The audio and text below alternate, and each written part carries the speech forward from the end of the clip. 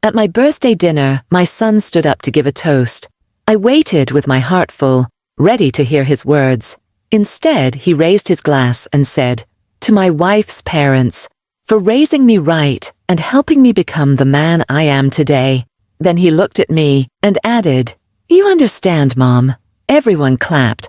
I smiled and sipped my wine, but inside my chest burned. He had no idea that the company which just fired him was mine.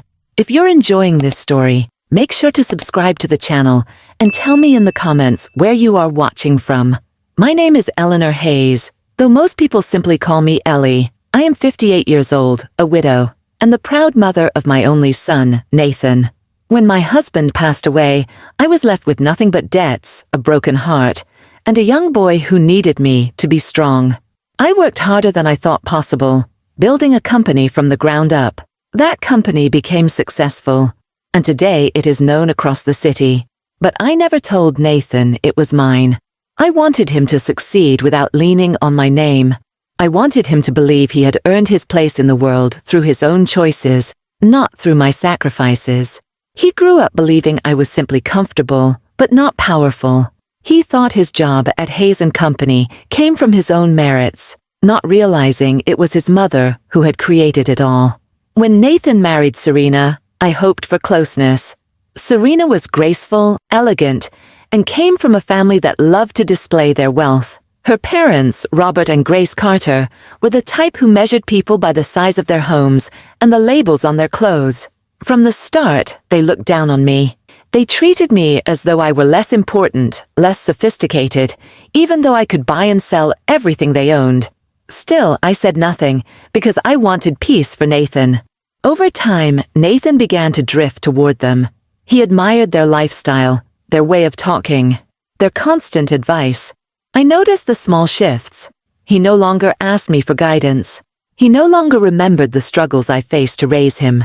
Instead, he quoted Robert as if his words were gospel, and praised Grace as though she were the mother who raised him.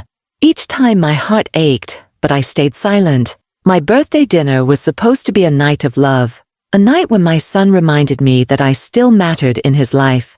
I wore my best dress, the one Nathan had once said made me look like a queen. I even baked the same chocolate cake he had loved since childhood, thinking it might bring back warm memories. The table was filled with candles, soft music, and laughter. Serena's parents sat across from me, smiling smugly, as if they already knew they would be honored. When Nathan stood to speak, I held my breath. I thought for once he might look at me and say thank you. I thought he might remember the nights I worked late, the mornings I walked him to school, the sacrifices no one else ever saw. But, instead, his words cut through me like glass. He praised Serena's parents for raising him right, as though I had never existed. And when he turned to me with that casual shrug, "You understand, Mom," it was as if he erased me completely. The table applauded. Serena beamed. Robert and Grace nodded proudly. And me? I sat there in silence, smiling politely, my hand steady as I lifted my wine. But behind that calm smile was a truth no one at that table knew.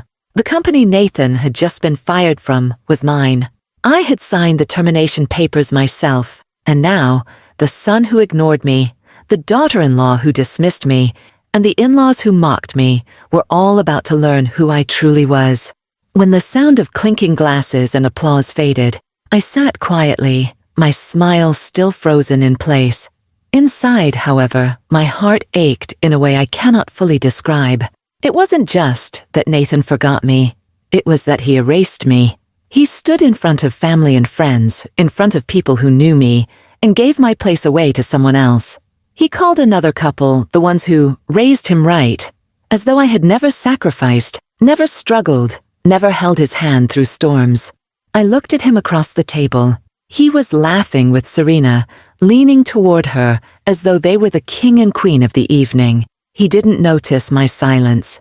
He didn't see the way my fingers curled tight around the stem of my glass, or how my chest rose and fell with controlled breaths. He only saw the proud faces of Robert and Grace Carter, who sat there nodding, basking in his words like royalty being honored.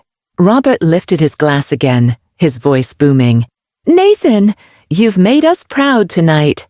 "It means so much to hear you say those words." Grace patted Serena's hand and said, "You truly married into the right family, darling." Their smug smiles cut through me. It wasn't enough that they had Nathan's praise. They needed me to see it, to feel small, to sit in silence while they took credit for my life's work. I glanced at Serena. She smirked, then leaned toward her friend beside her and whispered, not as softly as she thought. "She's so quiet. Maybe she finally realizes she's not the center anymore." My ears burned, my jaw tightened, but I stayed still. I had learned long ago that silence, when used carefully, was stronger than shouting. What none of them knew was that Nathan had just lost his job. Not weeks ago, not months ago, just 2 days earlier. He had come home angry, ranting about unfair bosses and ungrateful coworkers. He boasted to Serena that they would regret letting him go, that someone else would snatch him up in a heartbeat. He didn't know that the termination letter had come across my desk first. He didn't know that I had spent weeks listening to reports about his arrogance, his refusal to take direction, his dismissive attitude toward his colleagues. As CEO, I couldn't look the other way simply because he was my son. My responsibility was to the company, to the hundreds of people who worked hard every day. And as painful as it was, I had signed the papers that ended his employment. Sitting at that birthday dinner, I remembered the moment my pen touched the page. My hand had trembled slightly, not because I doubted the decision, but because I knew the personal cost. I thought maybe it would humble him, maybe it would open his eyes. But seeing him now, standing tall and praising the Carters as though they had shaped him, I realized humility had not touched him yet. He was still blind to where true strength came from. My mind swirled with conflicting emotions. Part of me wanted to slam my glass down, to shout across the table and demand he acknowledge me. I wanted to tell him about the nights I worked 2 jobs while he slept, the mornings I went without food so he could eat. I wanted to remind him that I had been both mother and father after his dad died, the one constant in a world that kept taking from us. But another part of me, the wiser part, knew that anger would only give Serena and her parents more satisfaction. They thrived on the idea of me being bitter, of me losing control.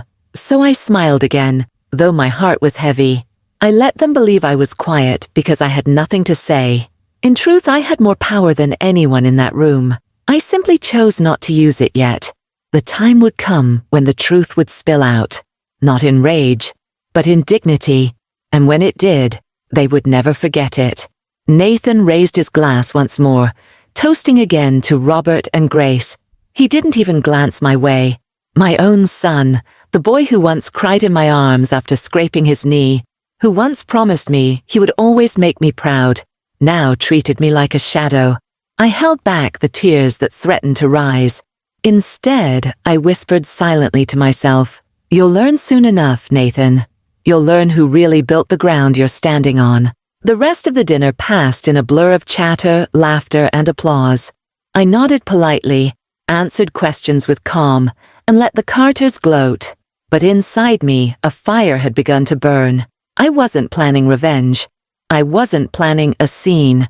What I was planning was truth, and the truth had a way of speaking louder than any toast. When I went to bed that night after the birthday dinner, the voices still echoed in my head.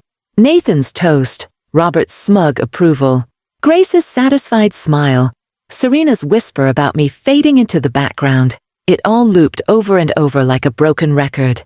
I lay awake, staring at the ceiling, asking myself how my own son could stand in front of me and erase my place in his life. For years I had swallowed every insult, every dismissive glance, every time Serena's parents positioned themselves as his guiding light.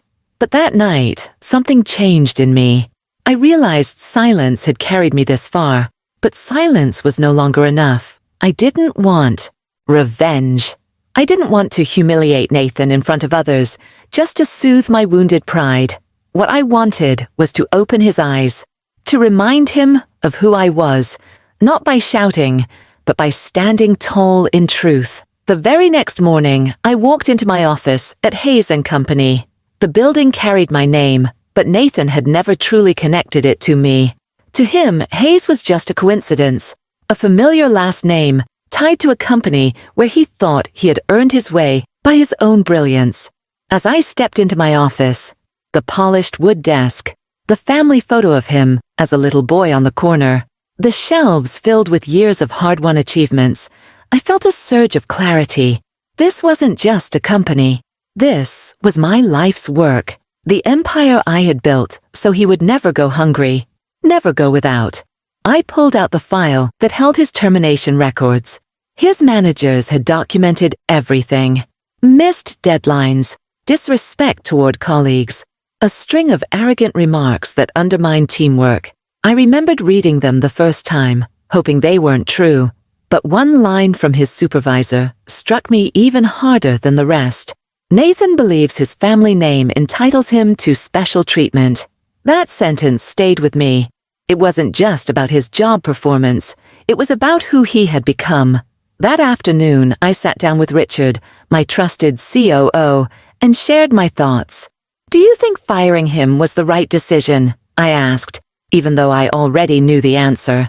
Richard nodded firmly. "Eleanor, you gave him more chances than anyone else here. He didn't respect the team, and he didn't respect the company. If he weren't your son, this decision would have been easy. You did the right thing." I leaned back in my chair, taking in his words. He was right. I had bent over backward to protect Nathan, and still he had chosen arrogance over humility. Yet, now, after hearing his birthday toast, I understood the deeper problem.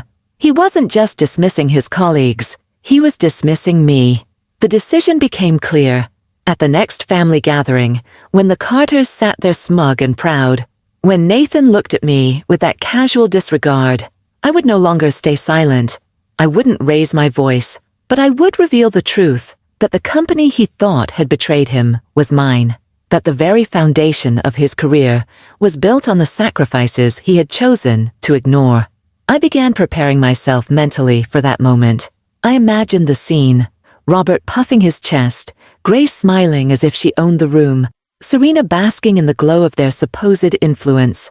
I saw Nathan raising another toast, dismissing me again with a careless remark, and then I pictured myself setting my glass down calmly and saying the words that would change everything. "Nathan, the company that let you go, Hayes and Company, belongs to me."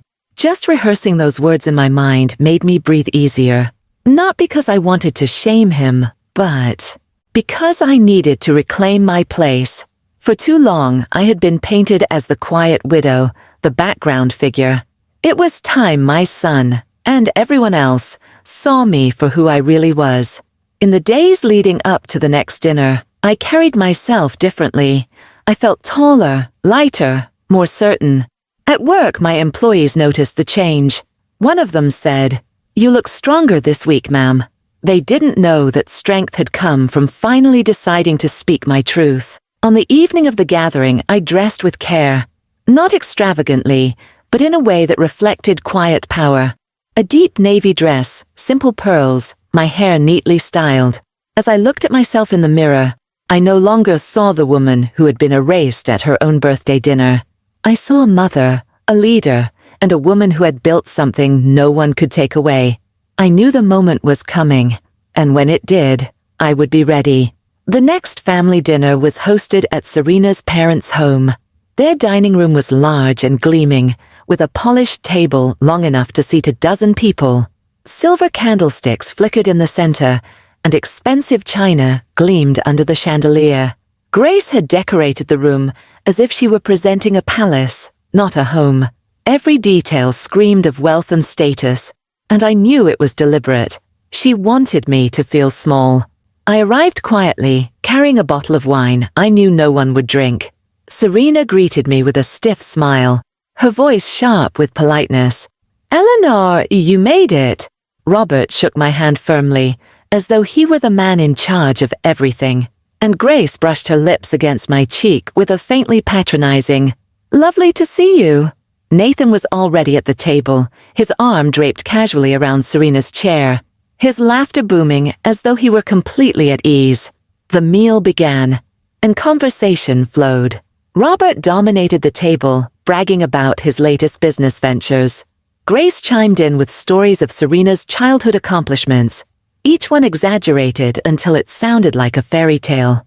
Nathan leaned into it, smiling proudly, joining in their rhythm as if he belonged entirely to them. I sat quietly, listening, watching. I knew my moment was coming. Halfway through the dinner, Robert lifted his glass and turned to Nathan. I still think what happened at Hayes & Company was unfair. They didn't recognize your potential, son. But don't worry. With the right people guiding you, you'll find an even better position. Nathan nodded confidently. Exactly. It was their loss, not mine. With Dad-in-law's advice, I'll have no trouble landing on my feet. He looked around the table as though waiting for applause. And sure enough, Serena and her parents beamed back at him. I set my fork down carefully. My hands didn't shake. My heart didn't race. Instead, I felt a strange calm, like a storm about to break open the sky. I lifted my wine glass slowly, looked at Nathan, then at Robert and Grace, and spoke. Robert, you're right about one thing. Hayes & Company did fire Nathan. I let the words linger just long enough for the smug smiles to stay on their faces. Then I added, steady and clear. And I know this for a fact, because Hayes & Company is mine. I own the company. I signed the papers myself. The room went silent. Forks froze mid-air. Glasses hovered inches from lips. Nathan's smile dropped first. His eyes widened, his voice stumbling out in disbelief. You... what? You own the company? I held his gaze, calm and unwavering. Yes, Nathan. For 25 years, I built Hayes & Company from the ground up. Every brick of that building, every paycheck that kept food on your table, came from the work I poured into it. I never told you because I wanted you to make your own path. But when your arrogance and disrespect began hurting the people who worked there, I had no choice but to let you go. Not as your mother, but as your employer. Grace's face drained of color. She glanced at Robert, who fumbled with his glass and nearly spilled his drink. Serena's eyes darted between Nathan and me, her mouth opening, but no words coming out. For once, the Carters were speechless. Nathan's face flushed deep red. He tried to recover, his voice rising. Why didn't you tell me? Why would you hide this from me? Because, I said firmly, I didn't want you to live in my shadow. I wanted you to earn respect, not inherit it. But instead, you chose to dismiss people, to lean on your in-laws as though they were the reason you succeeded, and to forget the sacrifices I made. I gave you space to prove yourself, and you used it to belittle me. The silence that followed was heavier than any shouting match could have been. Around the table, no one dared to breathe too loudly. Robert coughed, trying to break the tension, but his voice faltered. Grace looked down at her plate, her smugness gone. Serena shifted uncomfortably, her polished composure cracking. Nathan stared at me, his jaw tight, his pride battling the truth I had laid bare. You should have told me, he whispered again, weaker this time, as though he was no longer speaking to me, but to himself. I leaned back in my chair and took a slow sip of my wine. My voice stayed calm. A good man doesn't need his mother's empire to succeed. A good man earns respect with humility, kindness, and work ethic. That was the lesson I wanted you to learn. But it seems you still have to face it the hard way. The rest of the table remained silent. The grand chandelier sparkled above us, but the room had lost its shine. The Carters, once proud and triumphant, now looked like children caught in a lie. And Nathan, my son, sat there stripped of his illusions. I didn't gloat. I didn't smile in victory. I simply sat in my place, steady and unshaken, because the truth was enough. When the truth hung in the air that night, I could almost hear the sound of it, breaking through the walls of pride that had surrounded my son. The room, once filled with chatter and laughter, now felt heavy and quiet. I sat there calm and steady, sipping my wine, while everyone else shifted in their chairs, as if the very ground had changed beneath them. Nathan kept his head down, his hand gripping the stem of his glass so tightly I thought it might break. Serena glanced at her parents, her face pale, her confidence gone. Robert cleared his throat, trying to regain control, but for once his booming voice had no power. Grace toyed with her napkin, her usual sharpness replaced with unease. I did not speak again that evening. There was no need. The truth had spoken louder than anything else could. Eventually, the dinner ended in awkward silence. Serena and her parents retreated into small talk, their once smug smiles nowhere to be found. Nathan walked me to the door, his steps slower than usual, his shoulders no longer squared with pride. When we reached my car, he finally spoke. "Mom," he whispered, "why didn't you tell me? All these years I thought Hayes and Company was just a job I got on my own." I looked at him, my heart heavy yet hopeful. "Because, Nathan, I wanted you to grow on your own. I didn't want you to feel entitled. I didn't want you to think success came with your last name. I wanted you to build character. But somewhere along the way, you started believing respect is something owed to you, not something you earn. And tonight you showed me how far you've drifted from the values I tried to teach you." His eyes filled with tears, though he quickly blinked them away. "I'm sorry," he muttered, his voice low and ashamed. "I didn't mean to erase you like that." I placed my hand gently on his arm. "Nathan, apologies mean nothing without change. You have to decide the kind of man you want to be. If you want to build a future, it won't come from your in-laws' approval or from leaning on others. It will come from humility, from treating people with respect, from remembering where you came from." He nodded slowly, and though he said nothing more, I saw the weight of my words land on him. For the first time in years, I saw the little boy inside him, the boy who once promised he'd make me proud, the boy who used to run to me when he was scared. Maybe, just maybe, this was the lesson he needed to remember who he truly was. The next few weeks were quiet. Nathan didn't call often, but when he did, his tone had shifted. There was less arrogance, less pride. He asked questions instead of boasting. He admitted he was struggling to figure out his next steps. And though he didn't say it directly, I could hear in his voice that the dinner had left a mark he couldn't ignore. As for Serena's parents, their smugness disappeared. They stopped making cutting remarks at family gatherings. They still held their heads high, but their confidence in dismissing me was gone. They had been reminded that respect isn't built on appearances or titles.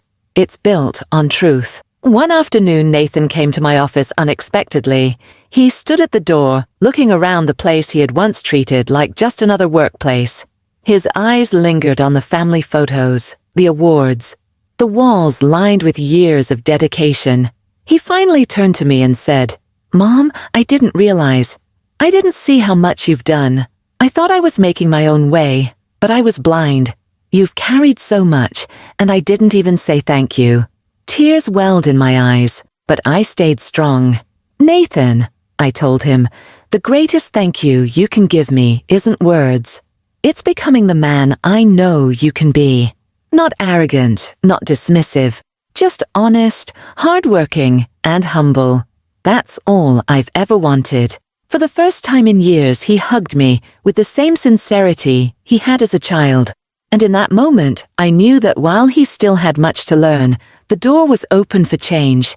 As I reflect on it now, the lesson is clear. Silence can protect you for a time, but truth, spoken with dignity, has the power to change everything. I didn't need to shout. I didn't need to argue. All I needed to do was stand in my strength and let reality reveal itself. Family love is tested, not when things are easy, but when pride and arrogance get in the way. That night, my son lost his illusions, but he also gained the chance to rebuild himself. And I gained something too, the reminder that my worth doesn't depend on anyone's approval. It was there all along, in every sacrifice, in every choice, in every step that brought me here. If this story moved you, make sure to subscribe to the channel and tell me in the comments where in the world you are watching from.